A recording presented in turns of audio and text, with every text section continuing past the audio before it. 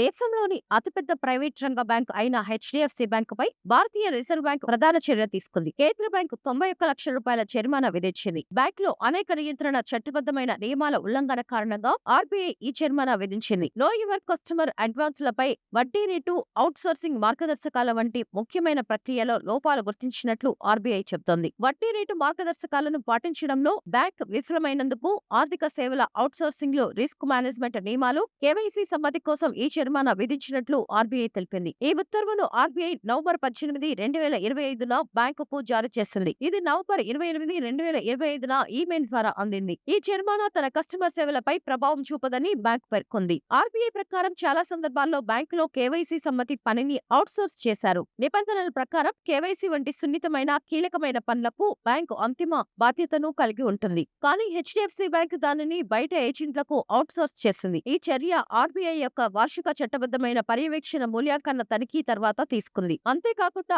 RBI దర్యాప్తులో bank ఒకే రుణం వర్గంలో బహుళ ప్రమాణాలను వర్తింపజేసిందని, ఇది నియంత్రణ మార్గదర్శకాలను ఉల్లంఘించిందని వెల్లడైంది. శుక్రవారం నాడు హెచ్డిఎఫ్సి బ్యాంక్ షేర్ 0.28% తగ్గి 1006.70 వద్ద ముగిశాయి. గత సంవత్సరంలో ఈ స్టాక్ 12.28% లాభపడింది.